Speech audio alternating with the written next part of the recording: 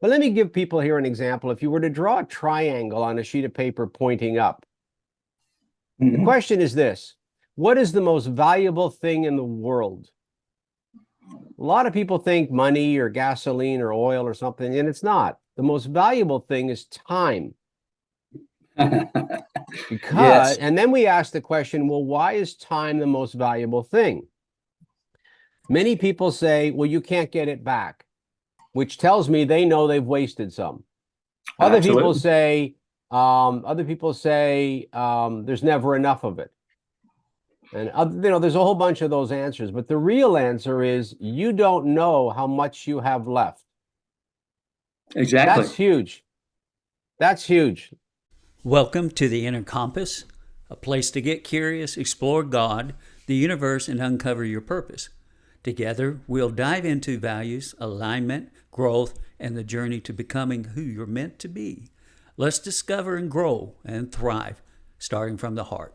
Follow us on YouTube and hashtag Leader of You Inner Compass. I'm William, the host of the Leader of You Initiative, Leading Beyond Limits. And we explore transformative steps that help you thrive in your relationships, your career, personal growth, and in business. Learn how to navigate life's twists and turns with faith, resilience, and intentionality.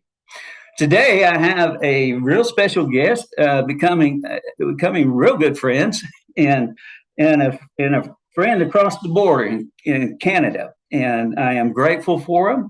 And his name is Ron Finley.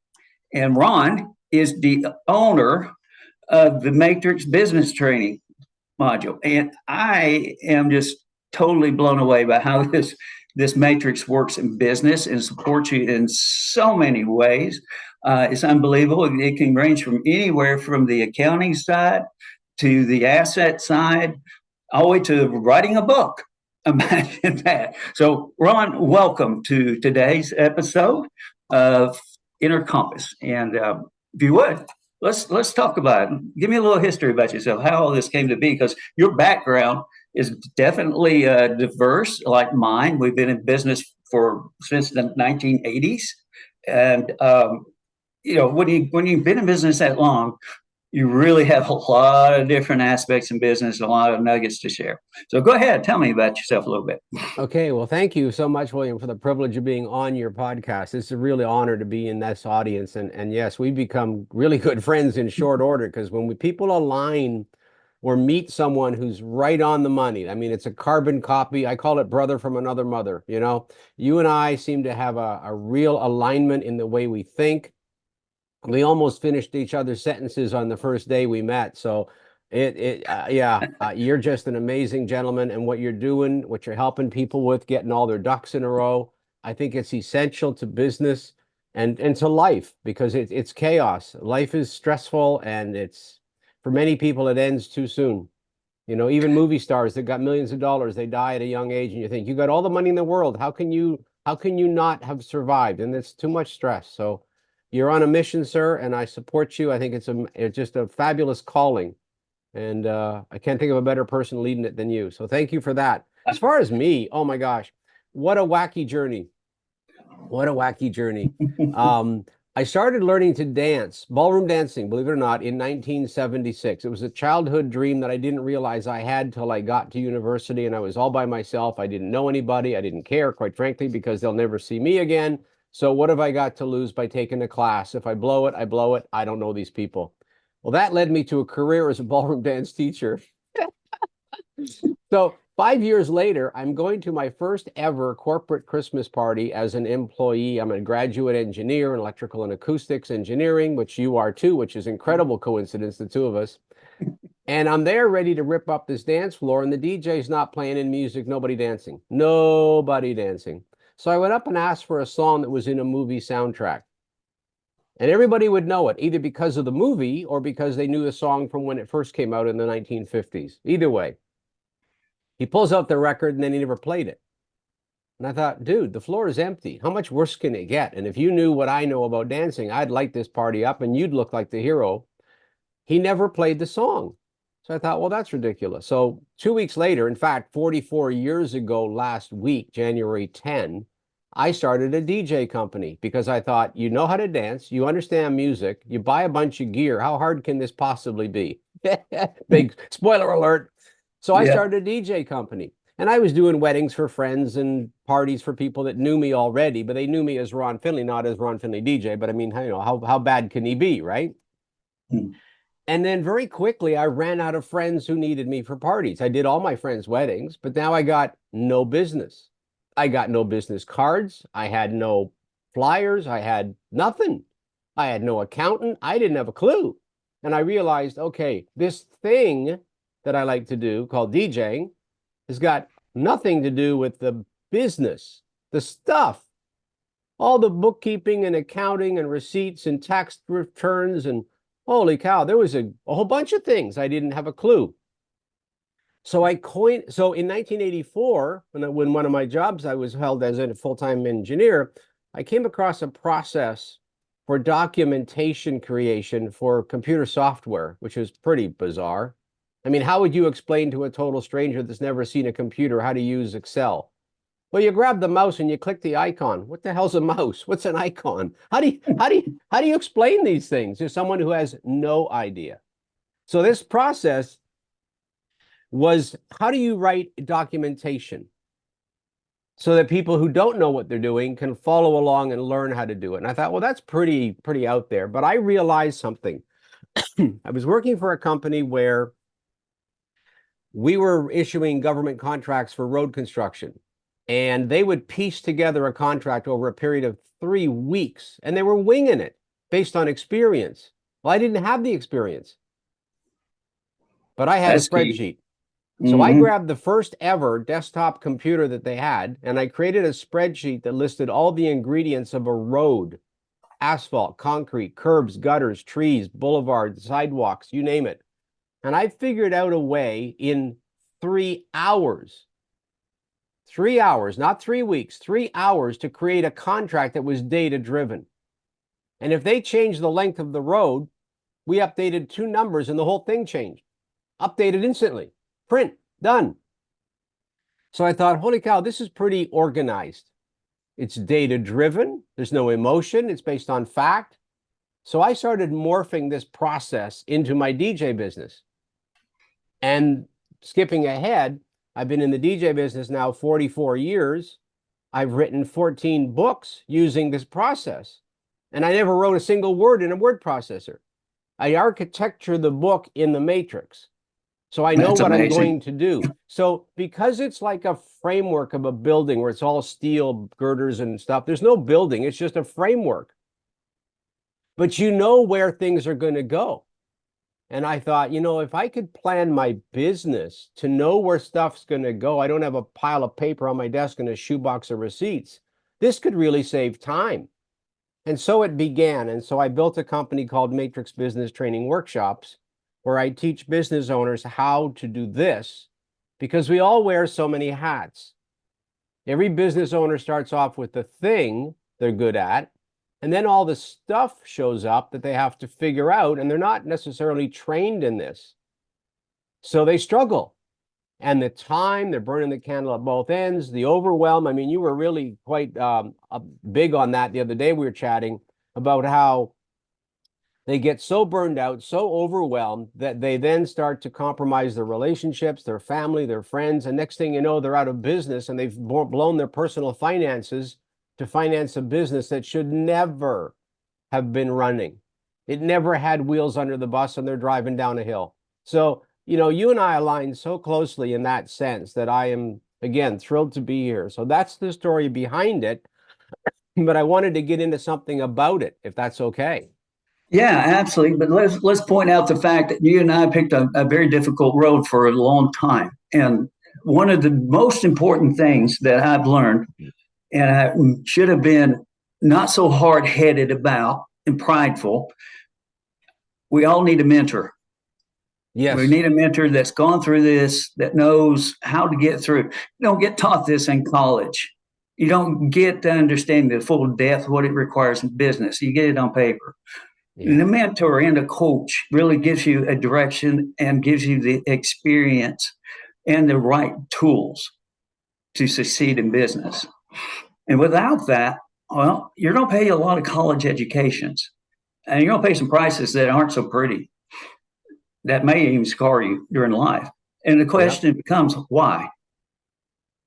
So Yep. now I ask the audience out there, if you're already in business and you're struggling, get in contact with Ron and I. It's important. We can help you. If we don't have the right answers for you, well, guess what? We have got some really great sources and in depth that can support you in your journey because we're part of community. And that's the other part that many don't understand is community. It requires community because you're not meant to do it alone. Go ahead and tell us about that in depth, Ron. Okay, so to your point, if you don't know the answers, you need to get some help from someone who's been there, done that, bought the t-shirt, because they've already gone through all the struggles and however they did it, and maybe they had a mentor. And so you end up with multiple levels of mentorship in that one person by the very existence of the person. Good point. I mean, that's the thing. You are not you because of you. You're because of everything that happened to you, including family, parents, and every teacher, every mentor, every person you've ever met has influenced you. And then I talk to you and I get the benefit of all of that, even subliminally, if you don't even know you're doing it. You're doing it because it's now in your nature. And that's pretty powerful cultivation. So yeah, you're 100% right on that one. But let me give people here an example. If you were to draw a triangle on a sheet of paper pointing up, the question is this: what is the most valuable thing in the world?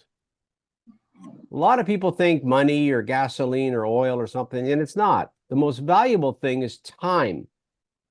Yes. And then we ask the question, well, why is time the most valuable thing? Many people say, well, you can't get it back, which tells me they know they've wasted some. Other people say, there's never enough of it. And there's a whole bunch of those answers, but the real answer is you don't know how much you have left. Exactly. That's huge. That's huge.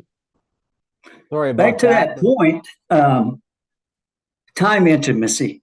There's really two things that we're given. It's connection and it's time intimacy. And time intimacy is a measure. Think about it as money as in financial terms. Time intimacy is an infusion of equity in your life. You don't know exactly how much you got, but you know you have it.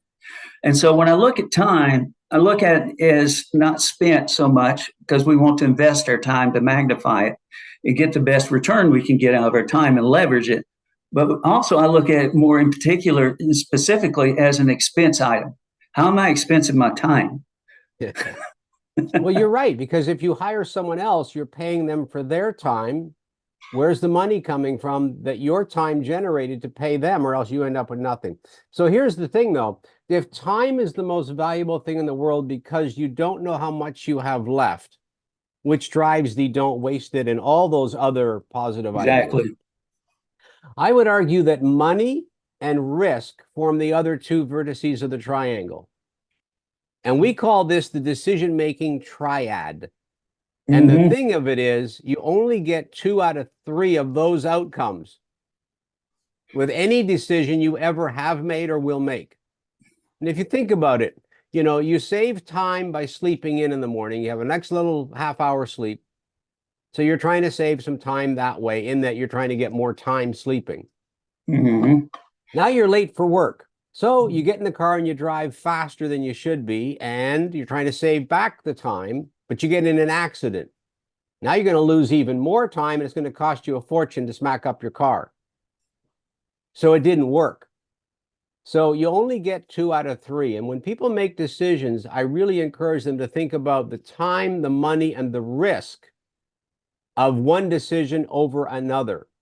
Because if you don't think about what could possibly go wrong, I'm in the wedding business as a DJ, as I mentioned, and I hear all kinds of brides saying, I want to pick up my wedding cake to save money. I don't want to pay the delivery fee. Then they throw this $1,000 wedding cake in the trunk of their car, and they're driving along and they hit a bump, or they have to hit the brakes and the cake goes flying. Now it's destroyed the cake. Whereas the cake company brings it in a special box, specially constrains the cake. They get there and then they fix it all up a little bit and it's perfect. So really, you put the whole cake at risk to save 50 bucks. Was it worth the risk? Because you didn't save any money. You had to go do it and get it. And you're supposed to be going down the aisle to get married and you're busy worrying about a cake. So you didn't save time or money, but you put everything at risk. And I think that's really profound in business. If we can, and that's what the Matrix is about, is what do you know in life that you can morph into business? Because it's exactly the same. Absolutely. I mean, you teach decision-making process and where it boils down into binary decisions based off data that's inputted. So I mean, seriously, I've learned that lesson so many times in my life. To save the nickel, it cost me 20 bucks or 100 bucks, whatever it is. And the big lesson out of that, if you're hiring somebody to do a job, they do it day in, day out. They're professional at it. They know the pitfalls. More importantly, if something does go wrong, like you said, they can fix it on the spot. Yeah. Where the skill set is not there for you or anybody else around you to be able to take care of the situation. So I've learned, in order for my time to be maximized, in order for it to be invested properly and get a return that is great, I allow for somebody to do their job professionally. I focus on what it is in my vision. So my time is invested correctly and magnified in return. Yep. When I started working, I was making this is eons ago, I was making $25 an hour, but the company was charging $62 an hour for my time to the customer. Yep. And I didn't feel so upset that I was making less than about 1/3 of the money. That wasn't what I thought was, what is the rest of that money paying for? Well, it's paying for my desk and the phone and the computer and the business, the work. I come in the morning, I do my work. Where's the work coming from? Where's the customer coming from? Who's paying for the human resources? Who's doing the payroll deduction and all that administrative government? Like, who's doing all these jobs? So what I tell people to do right out of the gate, when they start a business, create an organizational chart. There's going to be you at the top, and then there's going to be you under you, and then there's you under you, and then there's you under you, and all these jobs you're doing, fine. But if you don't realize that all these jobs have to get done, we call them the many hats that entrepreneurs wear. Then you go out and you figure out, well, what would it cost me to have an accountant, or to have a bookkeeper, or to have an office person come in and water the plants and vacuum? I mean, it's in my house, I'll do it myself. But when you do it yourself, now you're doing a minimum wage job. Why would a CEO do a minimum wage job? Because you're not making enough money to pay someone. And that's interesting. But when you add up all the costs of all the hats to have a professional person do what a big company would be paying people to do, now you have a better understanding of what you need to charge for your product and service to the marketplace, or you will never grow into the company for whom you've just built the org chart. That's true. Ron, you brought up a major point as far as pricing to the customers. In any business, it's 300% times the person that you hire, that you pay them. And that's got to be in profitability. So that person, whatever they produce, and I look at for people is creative opportunities, and they can create ways to make their way and also and keep the business going. But if you don't hold that model of 300%, you're putting your business at risk again. You know what's funny? When I was learning to DJ, so I'm talking now, again, a mentor, who's a gentleman I still see regularly, 45, 50 years later. And Dennis told me that when he ran his business in the 70s, and he was doing 100 bookings a week. Most DJs don't do 50 a year. They're lucky if they do 30 these days. He was doing 100 a week. He said he had a 3-way split, which is about 300% or about 1/3. He says 1/3 for the DJ, 1/3 for the equipment and music, the wear and tear stuff, and 1/3 for the company to pay him and to run the marketing and the work, the office. So it's funny that 50 years later, your 300% is pretty much right on the money with what was been done for decades because it's the right number. It is right number. And I'll give you another one too, because we're talking about thirds. A third of it's marketing, a third, well, 10% is production, 10% is the operations, and 25% is production. So, really, in a sense, you might as well look at your marketing of your business because that's the creativity of it. That's getting it out and awareness and filling the pipeline. And that is being in your business. So, that's a third. And then your operations and production are the two thirds. So Yeah. look at business in that way. If you're not aligning with that type of model, you really need to check and see what your profitability is, and if or are your what are you earning?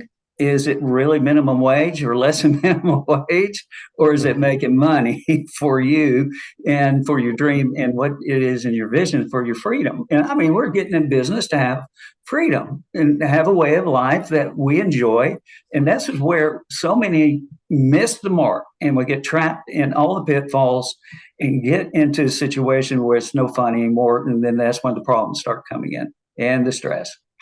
Yep. And the thing is, it's not sustainable. We Oh, talked about this. We talked about a business as being sustainable, trainable, scalable, and saleable. So what you're speaking to right now is sustainability. You're mhm. burning the candle at both ends. You're not making any money. You're trying to do it all yourself. Then the question is, do you know enough about what you're actually doing that you could hire, vet, or train someone to do whatever this task is and pay them what they want to do a good job, or they'll just leave again and you'll be starting over, every day. Mm-hmm. So how trainable is the business? And without documenting what it is you actually do, like literally follow yourself around with a clipboard and say, well, what do I do? And that's the service I offer to DJs is I show up at their house with a clipboard and I write down everything they did. I did it for one guy up in Sudbury, which is 4 hours north of Toronto, and I wrote 72 paragraphs watching him be inefficient. He's been doing this for 30 years, but I found 72 paragraphs of observations of opportunities to improve. Now, you would think that he would resonate and go, wow, thanks. That's incredible. I didn't know that I was this far being observed, this far from what I could become. He's now out of business and he drives a truck. And he never did say thanks. That's one important thing I want to bring up. Yes. Humans in being their humanness, and all of us have a desire to be right. And when we're given evidence that supports that we're not right, the barriers go up. What was key in my life is learn not to be right. Yeah. Okay. And when we decide we don't have to be right, and we literally say it, I don't have to be right. And that gives you permission to not to have to be right. And therefore it opens up your mind and self-awareness that, okay, this is an opportunity. Yes, it is. So I get my ego out of the way. I get my pride out of the way. And that was one thing that I carried for so long. I could do it myself. I'm going to prove myself right. At what expense? And that's a question I'm going to ask anybody in business. What are you paying? If you're not where you Yes. want to be, there's a reason. If it was happening, you'd already been there by now. So open your mind and think, why am I here like this? And is it time to be not right and go find out what works? Yep. No, you're so right. And the phrase that I learned again from mentorship is your ego is not your amigo. Yeah, I like that. I think that's the funnest one. But it does, you're right. And the thing about what I'm trying to do with this matrix is get people to take the stuff that's in their head out of their head, put it on their computer, and we have a whole framework for doing that, and that's the easy part. But it gets it out of their head so they can think more clearly and strategically about the business, not have all this stuff rattling around in their brain. Oh, got to remember this, got to pay that, got to do that. Wow, you're going to blow up. And the stress levels go up, and that's when we make a bad decision. We Yep. jump at something, we don't think it through. And so I have this philosophy of if you change anything, you check everything. We were watching a show on TV where they put up an office building, then they converted it to a shopping mall, then they ripped out the middle of the building to put escalators, then they put air conditioning on the roof, then they moved the air conditioning and they dragged it across the roof, and the roof collapsed on all the columns and pancaked the whole building in 20 seconds. And it killed 520 people in 20 seconds. And the whole shopping mall is a pile of rubble. They made changes, and nobody checked the impact of putting 90 tons of air conditioning on the roof. Nobody thought about adding a 6th floor to a 5-story building and the weight of restaurant equipment. And they kept making changes, but never did they go back and say, wait a minute, are the foundations able to hold this? Can we do this? And they just made, and it was amazing. They found all these changes. They found documentation to authorize the change, but nobody went back and said, but wait a minute, can we put 90 tons of air conditioning, which by the way, vibrated. So they moved it and the vibration cracked the roof. And then the roof collapsed with it on it. Somebody forgot to check the engineer. Well, and you know what? I mean, you can charge the people with negligence, all that. It doesn't change the fact that 520 people died. And my point, and why I think this is so relevant for us in business, is when you change anything, you have to check everything. How many times have you updated your website and the URL is the old one? Or you change your business card and it's got the wrong email or whatever. You make any change, they're all connected like nerves in your body. And I don't think people in business are as thorough as I wish they could be. When they change anything, they have to check everything to make sure before they implement it that they haven't opened up a huge gap in their business to exposure, whether it's legal, financial, or what have you. You know, Ron, you just described the one thing that really divides between a successful business and a non-successful business. Is the discipline. That one discipline right there is one of the few disciplines that make up that you condition yourself every day and check. And as you go in, those 2 receipts we talked about the other day, you put 2 receipts in, it took a few seconds, boom, you're done. Yeah. All right. And then you're not waiting and procrastinating and piling up a whole box in 30 days, 60 days, 90 days. And then it becomes a huge issue. But because of that delay, now you don't have real-time information about making a financial decision in your business. That's right. Well, that's the thing. If you want to take advantage of a sale or an item that's coming on available for pricing, or you want to get a new printer or whatever business decision, or you want to enter into a trade show, an exhibit at a booth, and the early bird expires tomorrow. You need to know these things, plan, schedule, have the money, not write a check that bounces or just have days of time to do your bookkeeping that should have taken you 30 seconds per day when it was painless, and now it's this arduous task that gets procrastinated. Then you're late filing. Now you've got the government on your case. I mean, there's no good outcome to bad processes. Let's just you and I agree on that one. There's no good outcome to a bad process. And I think that people need to get that message. And sorry if we're the messengers, but hey, we've been there, done that, walk the talk. I tell people, I've been there, done there, bought the t-shirt, bought the store, sold the store, still got the darn t-shirt. For the memory. Exactly. Yeah, I mean, it's real. What do you want in life? All right. Okay. What is your outcome and vision? All right. And then what is your core values? And this is what I teach. How does it line up with your vision? And what's your why? That's going to get you out of bed and get you there every day. And I can tell you those things don't have to be lined up. And the way you speak over yourself has to line up as well, because you can destroy everything by just speaking words. You can destroy your own psyche, your self-worth. You can destroy your relationships. If all those things are out of alignment, it goes back to the point, if you change one little thing, you need to check everything. All right. And that goes to human beings at the core level. That's your foundation.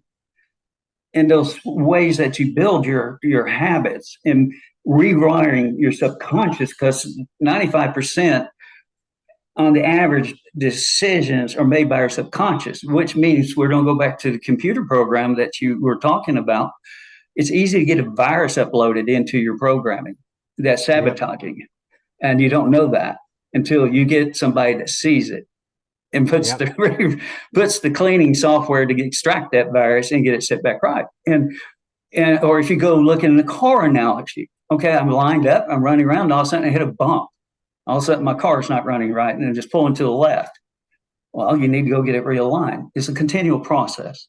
There's a continual need for being around the proximity of successful people that have done it and done it right. They're disciplined, that can show you the right way, the right mindset with the right tools to go through this.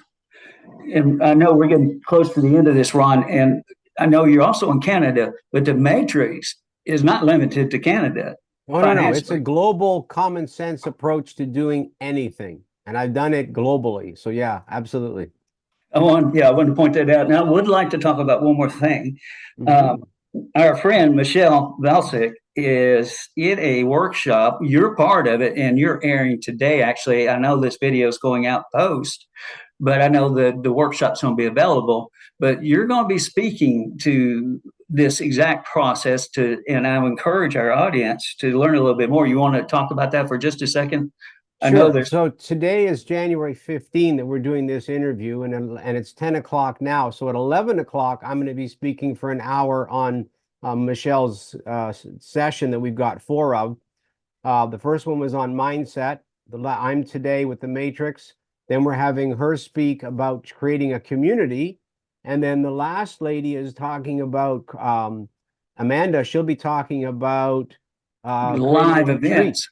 A retreat. So you can take your business and have a fun time learning and bringing your people for a kind of a vacation, but a working vacation, to have a retreat where there's no distractions.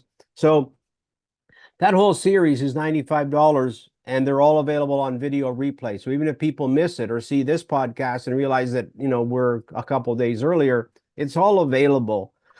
And then, of course, the Matrix itself, we're trying to put it together to roll out in February as a 2-day workshop, because it's a fun but intensive 2 days of putting everything you know about your business into this framework. There's no software to buy. There's nothing like that. I don't believe in that. But what you see is 2 things. One, what do you know? And more importantly, what do you not know? What are you not as good at or hate doing that you need to get straightened out because it's critical to the business? And those are 2 revealing days where you take and do your own work in the Matrix framework, learn the process, and then forevermore will be changed in how you do everything. It changed my life. I never, ever do anything, not shopping, not home renovation, I don't do anything without creating a matrix for it, because of the simple analytics and the data. As you mentioned, it's emotion-free. There's no ego. It's just data. And you can make better decisions with facts than fiction. Absolutely. In this workshop, folks, key information, nuggets of wisdom go through all this, and it's stacked in such a way that is in order for business to start from A to B to C to D.